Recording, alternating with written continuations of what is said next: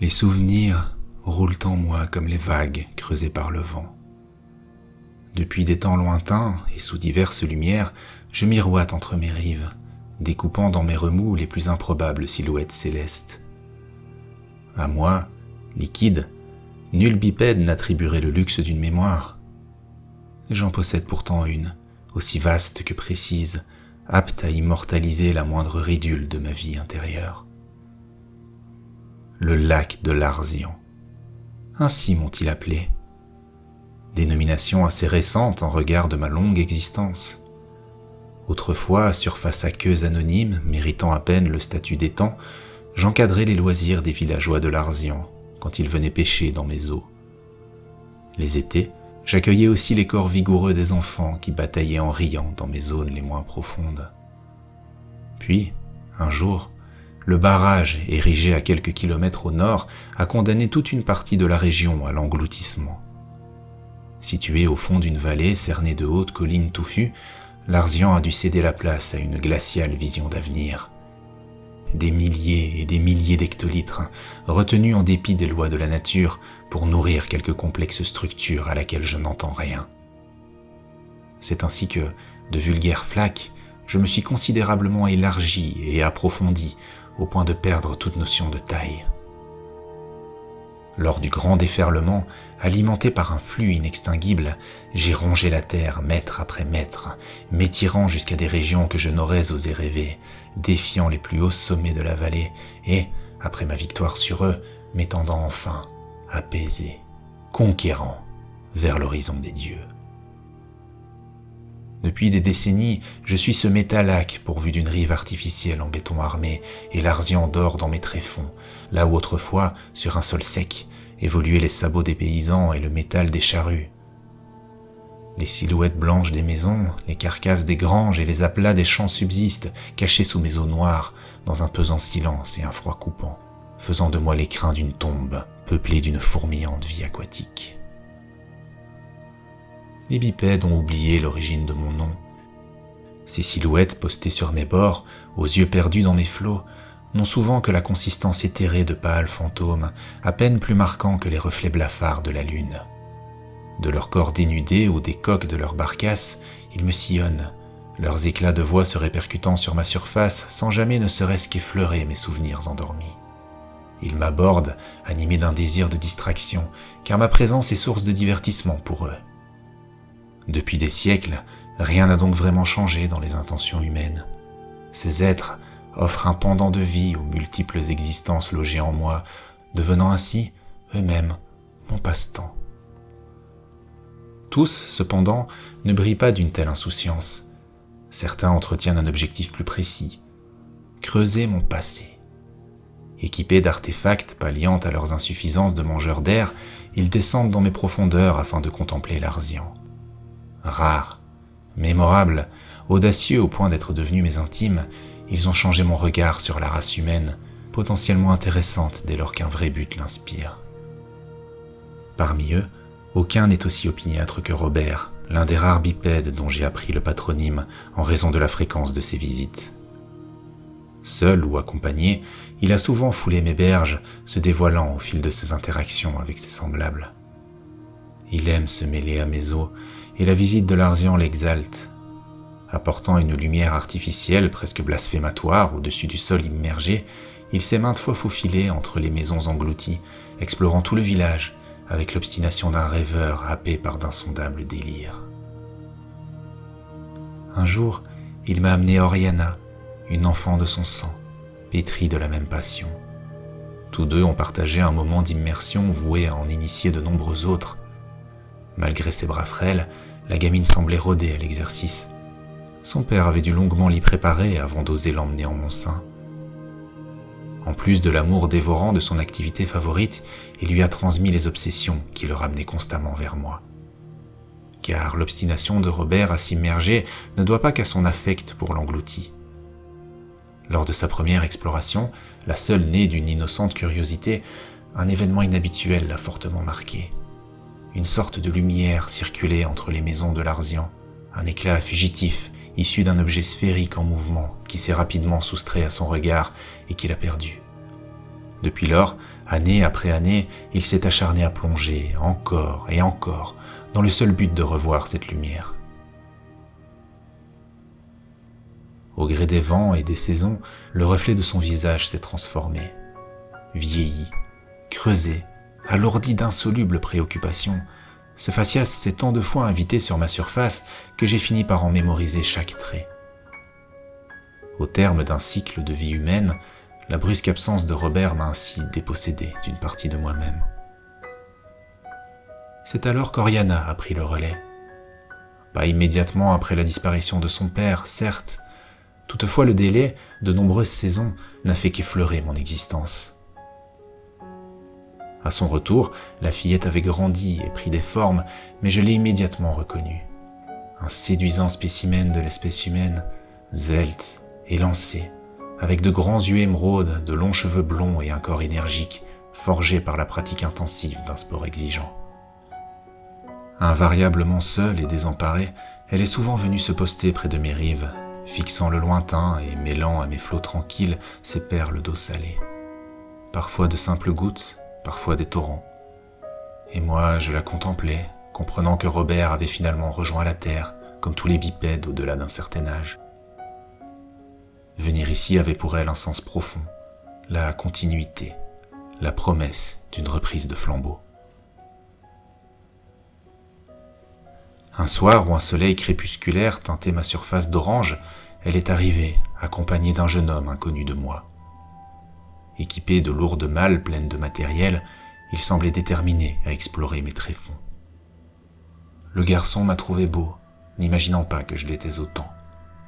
Oriana l'a approuvé, la mine sombre, ajoutant que je l'avais hanté toute sa vie durant et qu'elle espérait trouver, entre les maisons de Larzian, le fameux tunnel, la galerie sous-marine menant à chez eux.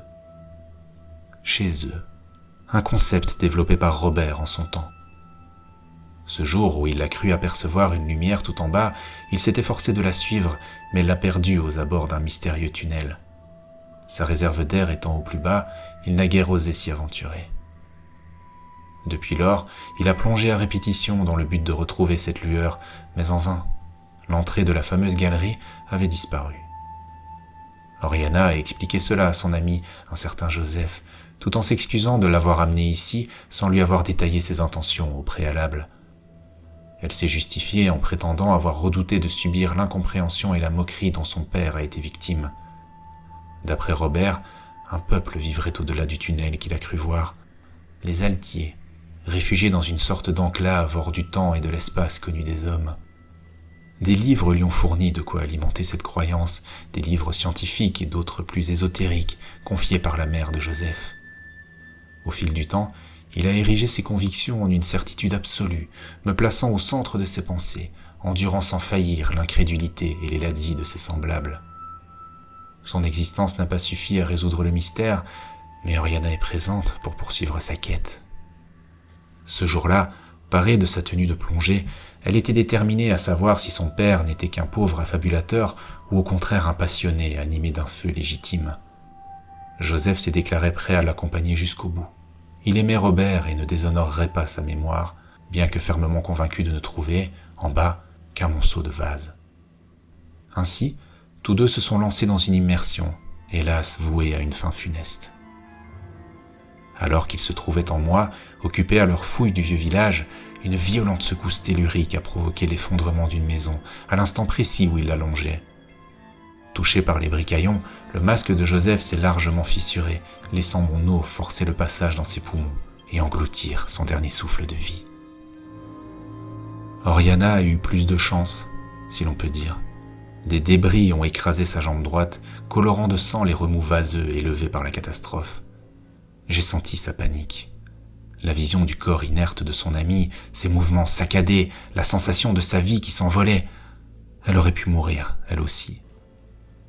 Cependant, elle a réussi à se dominer. Malgré sa jambe en charpie, elle est remontée à la surface, allant jusqu'à respecter les paliers de décompression censés préserver ses poumons de l'explosion.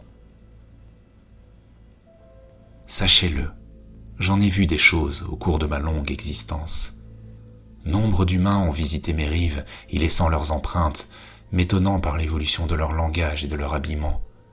J'ai vu le ciel, autrefois vierge, se fendre de véhicules étranges. J'ai comparé passé et avenir dans de réjouissantes joutes mentales propices à l'établissement de ma supériorité sur les autres créations de la cause première. Mais cela n'empêche que le spectacle d'Oriana se traînant péniblement à la surface, rampant sur ma berge boueuse en râlant de douleur, traînant derrière elle sa jambe concassée, arrachant peu à peu ses chairs mutilées à mes os, me privant ainsi du goût de son sang, ce spectacle émergera d'entre tous. Après cela, je n'ai plus vu la malchanceuse exploratrice pendant longtemps. Son canot à moteur est resté là, à dériver sur ma surface, tandis que le corps de Joseph, lesté par l'emballage métallique de ses réserves d'air, demeurait, errant, parmi les maisons englouties de l'Arzian. Au bout de quelques jours, une équipe d'inconnus a récupéré la barcasse et le cadavre. Ainsi, Oriana avait échoué à combler les désirs de son père et son absence m'a inspiré du regret. Je ne crois pas qu'un humain habité d'une telle passion ait jamais immergé son corps en mon sein. Même les aspirations de Robert ne me paraissaient pas aussi pures.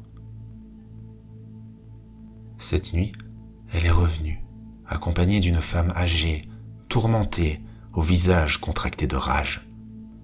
Leur véhicule roulant s'est arrêté au long de ma berge nord, la moins escarpée. Quelle surprise de sentir le double pinceau lumineux de ses yeux caresser ma surface. D'ordinaire, les humains ne s'approchent jamais de moi autrement qu'à pied. J'ai reconnu la visiteuse âgée lorsqu'elle a mis le nez dehors. Plusieurs jours auparavant, elle avait amarré un canot à la même berge. Son but d'alors consistait visiblement à préparer une expédition ultérieure, celle de la présente nuit.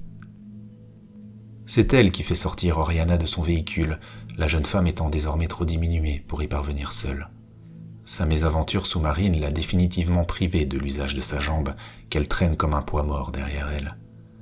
Sa compagne prend la peine de préparer sa béquille, de lui ouvrir la portière et de lui offrir le soutien de son bras, mais sans un instant se déparer de son masque crispé, pauvre voile couvrant bien mal sa bouillonnante colère. D'une voix altérée, Oriana tente de la raisonner, de la dissuader de je ne sais quoi. L'autre lui intime froidement l'ordre d'avancer. Ce n'est qu'alors que je remarque l'objet dans sa main, cet objet noir, métallique, qu'elle brandit d'un air menaçant et qui, sans que je puisse m'expliquer comment, lui apporte soumission et obéissance. Alors que l'infirme progresse tant bien que mal vers mes eaux sombres, mal assuré sur sa béquille qui s'enfonce trop profondément dans la boue, je lis, sur ses traits, les souffrances tissées par ces années d'absence. Un handicap incurable, la perte d'un ami très cher, le coût élevé d'un mystère irrésolu, tout cela a réduit Oriana à l'ombre de la jeune femme énergique et acharnée d'autrefois. Les yeux cernés, le visage creusé, elle marche vers moi comme vers un trépas certain. Sa compagne l'a fait monter dans le canot avant d'y prendre place elle-même, et toutes deux fendent mes os jusqu'à se retrouver comme isolées de leur monde. Alors la femme met fin au désagréable mouvement de l'hélice et regarde longuement une Oriana mortifiée, laquelle ose finalement prendre la parole, exprimant moult regrets. Mais l'autre se fiche de son plaidoyer.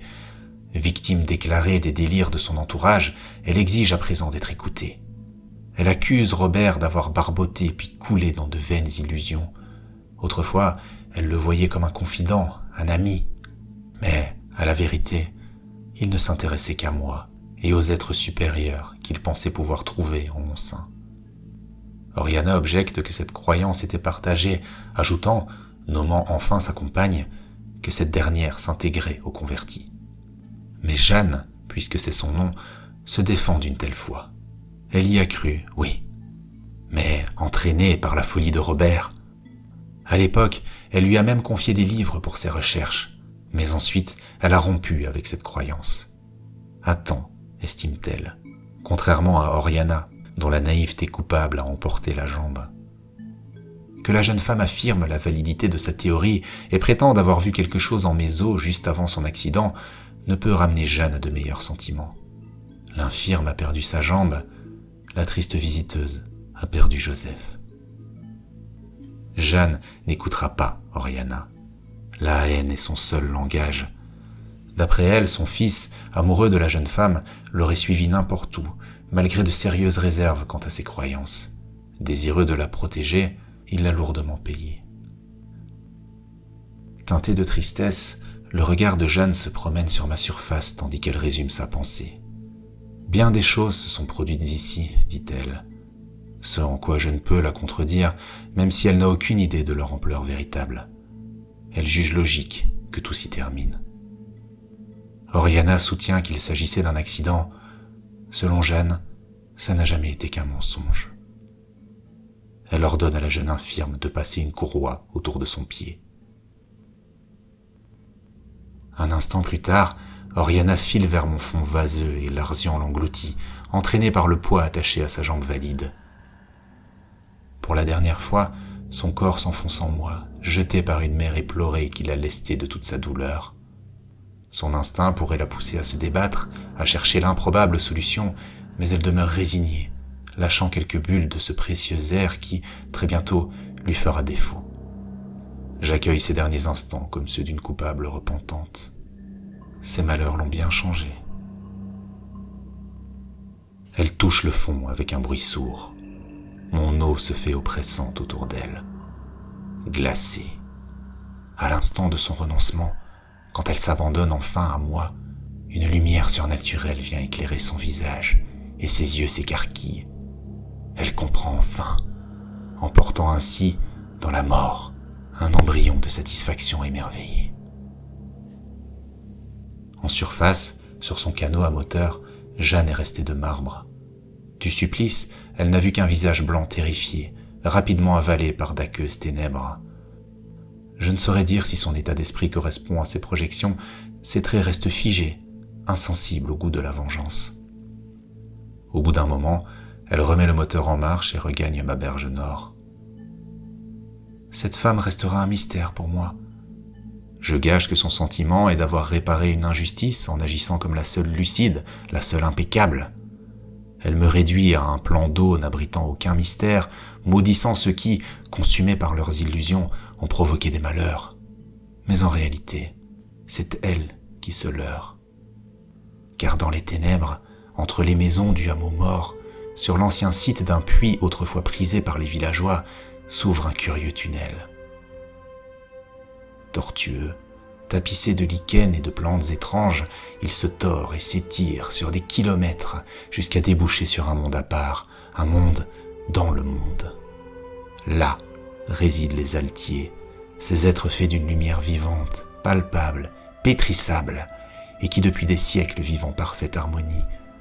Leur cité brille comme des étoiles, et leur existence n'est que paix et raffinement. En accueillant leurs reflets, j'en ai beaucoup appris sur eux, bien que je ne puisse m'imprégner de leur civilisation que lorsqu'ils s'aventurent à l'Arzian, car à ces occasions seulement leur tunnel s'ouvre, faisant parfois trembler la terre. Les hommes les intriguent, même s'ils n'en attendent rien. Ce en quoi je les approuve, qu'espérer d'êtres dont l'immense majorité s'avère aussi cruellement bornée ?